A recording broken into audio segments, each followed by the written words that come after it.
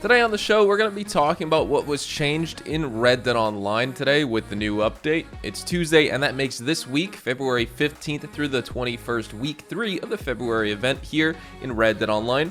Next week will be week 4, and that will be our final change week of the month before we head into March, where, while nothing is officially confirmed for what the details of it are yet, it's most likely going to be another monthly event, as Rockstar did mention in their February event newswire announcement that this is the type of thing players have to look forward to in the months ahead before we get anything else. So let's jump into what actually changed for this week, what free items you have to look forward to for logging in and playing. We'll also do a recap of this month's bonuses and discounts for those new folks finding their way to the channel, or really any new players interested in learning about some good money-making opportunities or some good equipment to buy here in Red Dead Online during the month of February. So if you enjoy this video at any point, or if you just find it helpful, let me know by dropping a like on it. And if you want to stay up to date and in the loop with everything Red Dead Redemption 2 and Red Dead Online, consider hitting that subscribe button with your bell notifications turned on. Alright, so starting off with this week's offerings, we actually only have 2, and so that's a pretty brief week for this monthly event.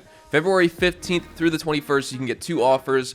Owners of a large camp are going to be able to receive an offer for 50% off a camp tent, and the other offer, if you complete a trader sell mission and completely fill up your trader materials, you'll receive an additional 2,000 trader XP. I see that one being more of a niche thing, not really helping any players out, but also if you're looking for some PvP showdown modes, Sport of Kings and Last Stand series will last for the week. Last Stand is such a fun PvP game mode in this game. I know PvP has kind of like died out in the Red Dead community over the past couple of years just because like the meta is just like bullet spongy nonsense, tonic slugging people, explosive ammo, all that. But give Last Stand a try. It's a really fun game mode. I remember playing that when that was the 24/7 playlist, all the way from the May 19th, 2019, or May 14th, 2019 spring update to Frontier Pursuits. We had a Last Stand series playlist basically that whole entire time, and it was never changed. And I had so much fun streaming that. It's a great game mode. Definitely give it a try. If you played it, you know what I'm talking about. But if you have not done so already, when it comes to that camp tent, get the most expensive and largest one. What this will do is allow you to spawn into free roam in RDO with your health, stamina, and Deadeye cores filled to 75% immediately. And even if you switch sessions and you have no cores, when spawning in a camp, they will always fill to that amount. It's not that big of a deal because there's 1,000,001 different food items to fill your cores, like beans, but this 50% off discount is useful for the newer players looking to catch up. Now, next week, if you are interested in logging in, there's also 2 other rewards we have.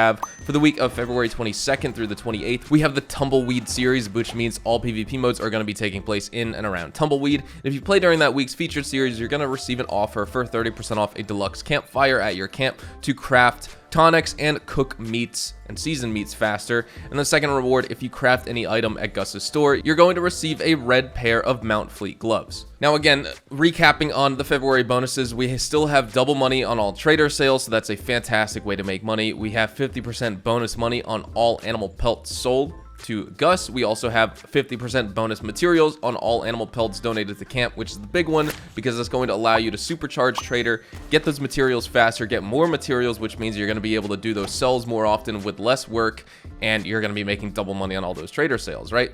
We also have 2 times character XP and 2 times role XP on the Trader Out free roam event. Not that big of a deal, but it is worth playing. Just check out the Red Dead Redemption 2 free roam event schedule. You can give that a Google and see what I mean. We have double money on all free roam stranger missions. It's something I do in between my trader sales. Double money and double XP on the Plunder Showdown mode, not something I've really taken advantage of. And then double money and double XP on Call to Arms. This is something we've like consistently had since it's released. We've had lots of Call to Arms bonuses. Then quickly just going over the discounts. Again, 50% off all Valentine's Day related items like corsets, top hats, ties, dresses, and barber services. All of that's cosmetic. A good discount is 5 gold bars off the Naturalist roll in the sample kit. That brings the Naturalist roll down to 20 gold bars. Definitely take advantage of that if you have not gotten it, because hunting legendary animals will help so much with your trader roll if you're having trouble hunting normal animals in the free roam.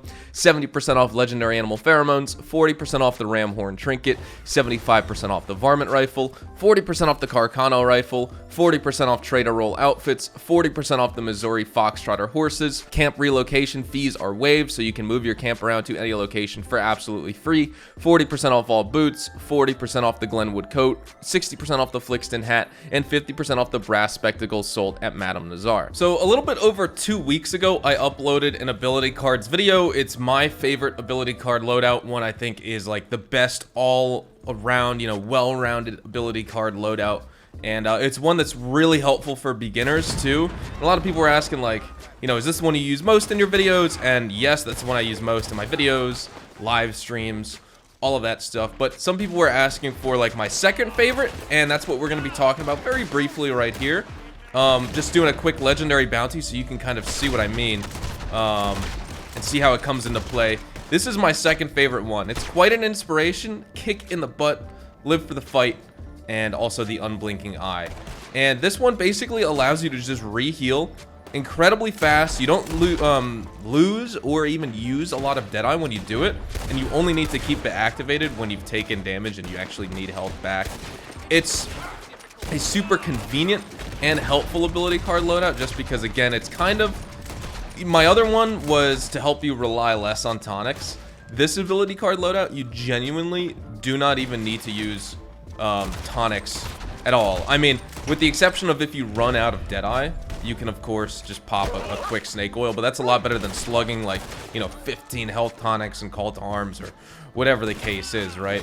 And anytime you see I take a lot of damage because you play a legendary bounty and the enemies do a lot of damage to you, anytime that happens, quickly just rip. Quite an inspiration. This is a very posse friendly ability card loadout too, just because of the fact that it affects your whole entire posse. They all get the regen benefits too as long as you're in the game.